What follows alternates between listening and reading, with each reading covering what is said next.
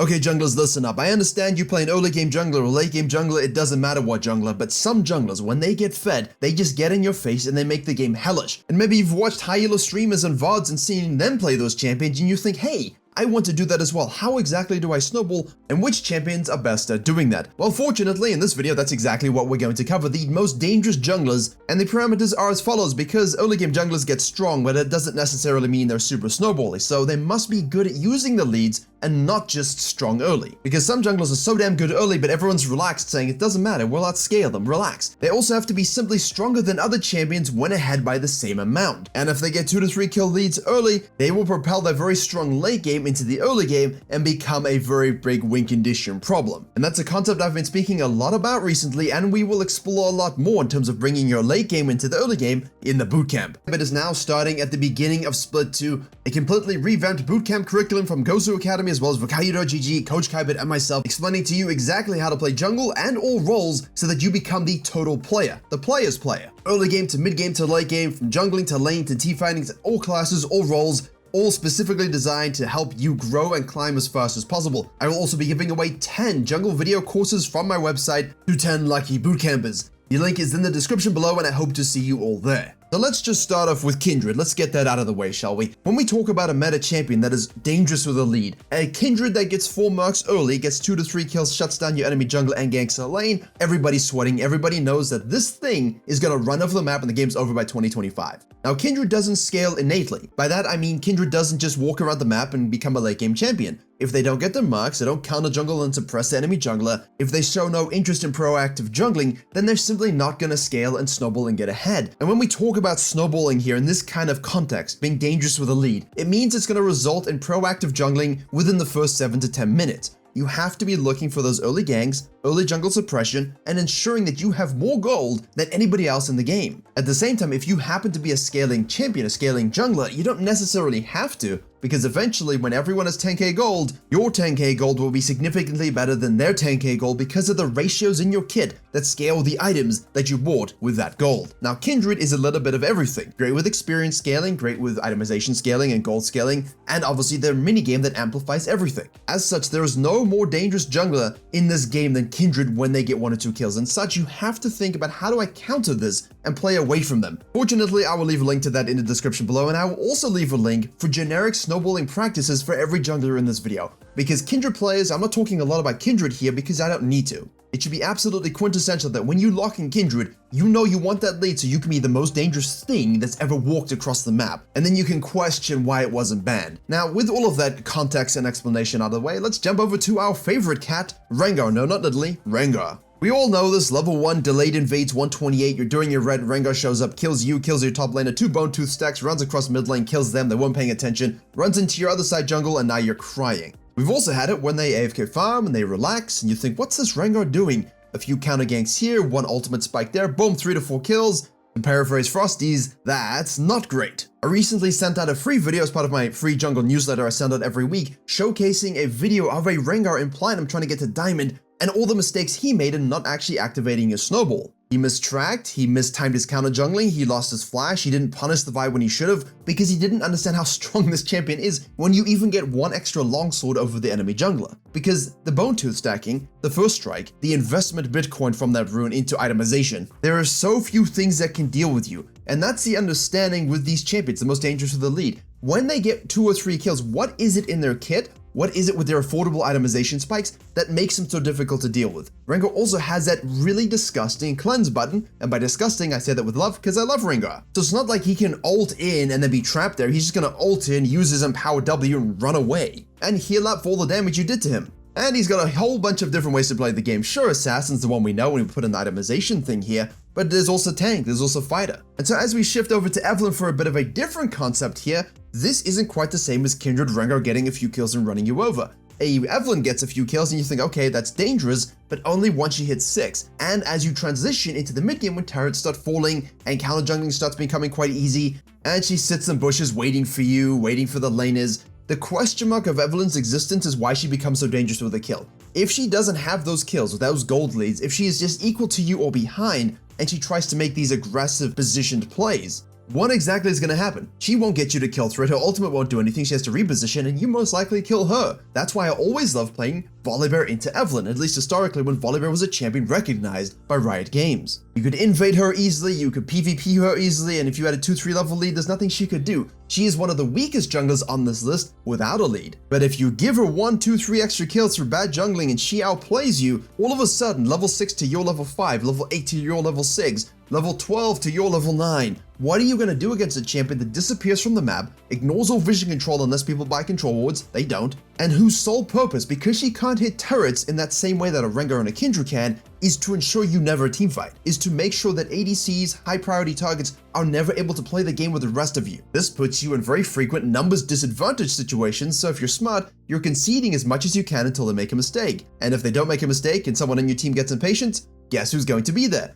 Evelynn flashing over the wall to kill you like Doublelift at Worlds, and it was self-made on Fnatic. Now while Hecarim might not have camouflage of the Rengar and the Evelynn, he does have the thing that negates the need for it, which is a lot of speed. He is the most broken jungler in the game when it comes to snowballing with lethality. You know why? Because he scales off systems more than anyone else. No other jungler gets Ghost, Water Walking, Celerity, Phase Rush, Gust Walker Hatchling, all giving him more damage. He gets the utility of the movement speed, and he also gets more damage. And that's why that assassin playstyle is the best way to play him. However, as I said on Twitter yesterday, don't confuse the mechanics of the champion with the game mechanics of playing as an assassin. If you're gonna play Assassin Hecarim into a 5-man squad and just run in and die, that's because you're not playing Assassin correctly, not because it's a bad build. The point more so is if you give Hecarim a full clear into a gank into a scuttle, into another full clear into a gank and a 6 and a dragon, and then you allow him the ability to use that prior to get a herald, what are you going to do against him? And even when he doesn't get those things early and you delay it as long as possible, his mid and late game farming tempo is probably the best in the game outside of Graves. If you are able to counter jungle him, get in his face, and stop him from actually getting above 5 to 6 CS per minute, that's great, but eventually you're going to have to try and snowball the game yourself, pushing and elevating game states, pushing those outer turrets, getting those heralds and dragons, and that's when he counter jungles you very quickly, and that's when he very quickly punishes you for being somewhere else for an objective by killing someone else on the opposite side of the map, and he will still be able to rotate over very quickly. And that therein is why he's so dangerous with the lead, because if you make him lose or make him win, it doesn't really matter what you're doing, and you go for a fight that you think is good at 3v2, a winning Hecarim is going to come very quickly and watch out everybody and triple kill them. A losing Hecarim is going to come very quickly and clean up. And provided the horse understands exactly how to play with his build, whether it's a Trinity Force Fighter build, a tank build for whatever reason, don't do that, or the assassin build based, a good Hecarim will know exactly how and when to make picks, make fights, hit turrets, and close out. And because he moves at Mach 85 Iron Man armor speed, you're not going to be able to do a damn thing about it. Next up, we have to put Graves here, because even though his win rate is a little bit under 50% for Graves, that means he's kind of damn strong, especially in high elo. And we've all seen a very similar thing with Graves and Hecarim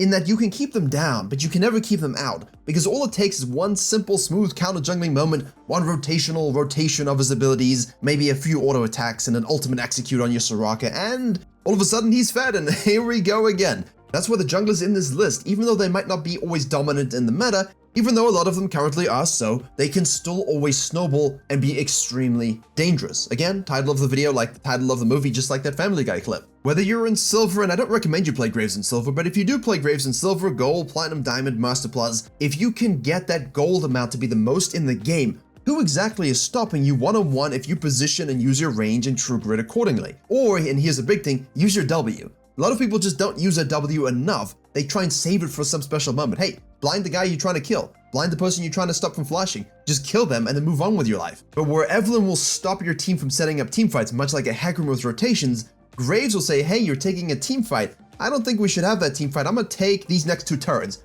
And you have to respect it because of how quickly he does it. And while you're rotating over to that, he's gonna take your whole jungle and you're gonna be like, well, that sucks for me. And all of a sudden you were tied at level 11 and suddenly he's 13 and you're still 11. And that's the danger here, because if that gap opens up at, say, I don't know, level 6 to 4, 7 to 5, 7 to 6, you should probably be worried a little bit. Next up, we have one I didn't think I would put on this list, but then I realized I'm an idiot. I should put him on the list. Karthus. We all know he's probably the most passive jungler on this list in terms of, hey, let me farm, let me scale, let me ult, I have exhaust, but then we all know that's also incorrect. On the gameplay channel just a few weeks ago, I put out a Karthus video saying, hey, this is the ultimate early game jungler. Obviously received no views and people thought I was trolling. I wasn't. When you can full clear under 3 minutes, and your resultant decision is to go and sit in a bush or go back to base, you're missing the point of having a fast clear. It's to get into the enemy jungler's face as well. Take exhaust, go kill them, easily. Then decide to take double scuttle, gank the lanes on the way, do another clear, go back to base, you're level 6, press the button on bot lane, GG Dragon, GG Herald, what are you waiting for?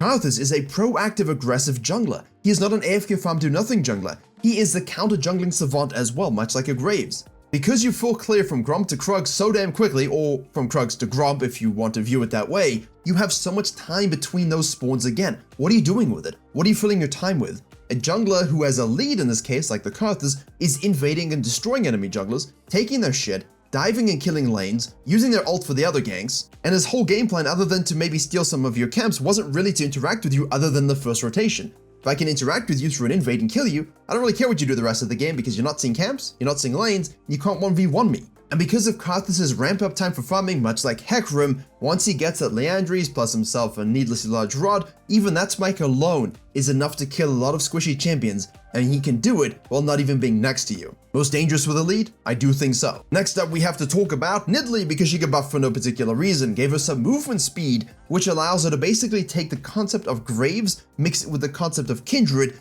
and together you've got a bastardization of both, which makes all high elo junglers wince and despair when a Korean logs on with it. Their Nidalee is absolutely profoundly disgusting and one of the worst things you can possibly face. I speak from experience in Season 10 when I was playing Volibear and Nidalee became meta again. Yeah, and the crab was spawning at 3 minutes, so she would just full clear, kill you, take your crab, then because your camp spawned in 2 minutes, she'd be taking your other camps as well. And for her, the reason is because she's got long range poke, she's got a heal, she's got an attack speed steroid, she's got an execute, she can form swap, be super giga mobile across the map, and she has a range component against melees. Everything a jungler has to be strong with a lead exists in Nidalee's kit. Range advantage, damage advantage, heal advantage, counter jungling advantage, farm speed, map scaling, rotational ability, and a spear that isn't quite like Season 3 where it would just one-shot nuke you, but it does come pretty damn close. However, in this case, it's obviously more so a highly ranked champion, and I've tried to keep this quite neutral in that we have something for everybody, but of course here this is a difficult champion, and I only recommend her for Diamond Plus. Learn it if you're in Platinum, but do understand that you probably won't have the right tempo to maximize that snowball potential. Next up we have Echo, and while Echo isn't as potent as the rest on the list in this particular jungle meta, he still has what we call, once I have my items, your ADC is dead. Once I have my items and I ult out, you can't kill me. Once I have my items, I'm either gonna split push or flank and kill everybody. So when he actually gets that lead earlier, and he's actually able to, get the rocket belt before you finish your mythic, and he can actually one-shot you with a damage profile, assassins are all quite similar to each other in that fashion. Once they get their gold, it doesn't matter about their KDA, doesn't matter what they were doing. If you can't close out against them, against these champions in this video, you're gonna notice them get that 10k, 12k, 14k gold mark. And it doesn't matter if you have the same amount of gold because they use it better than you do. Their abilities scale better with items than yours does, and it's your fault for not seeing it through. And if you gave them a lead early, then you gotta fix your early game jungling. And that's why I like Viego here over something like Kha'Zix. As great as Kha'Zix is in the meta, he does have some counters that you can play against him. And like with Kayn, I do feel that in this moment, in this meta, with the way the champions are being played, with the items we have, with the meta overall, a Kayn as well as a Kha'Zix are definitely my two honorable mentions, but I feel way more comfortable dealing with them if I was to put myself in a position against all of these champions. If I was Zyra jungle in this particular case,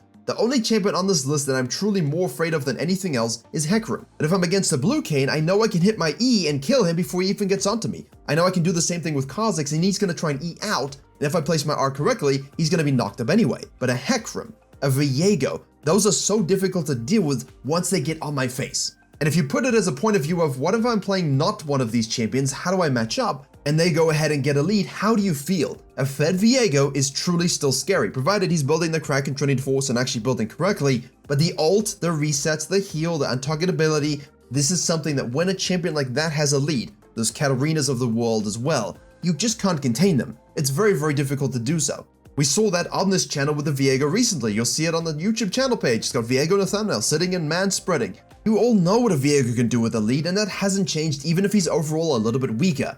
But once he has more gold than you, more experience than you, those ult resets of you, he will become a better version of you. But if you're playing one of the champions on this list against one of the champions on this list, you know it's a battle of who snowballs the fastest, who gets ahead the fastest, and then you just do your best to prevent it, and that's how you stop them from doing it. But a Kha'Zix, a Blue Kayn, I feel like we can contain them reasonably well in this current iteration of the game, but they are still damn good at snowballing, don't get me wrong. There you have it, a little bit of a discussion on the best and most dangerous snowballing junglers in the game in Season 13. Let me know which ones you agree with, which one you have that you hate dealing with. Maybe let me know if you have a champion not on this list that you feel is even more potent, but in your hands only. And if you want to understand more about being an absolute complete jungler and ascending yourself to beyond your current peak, click the video in the box on the top right.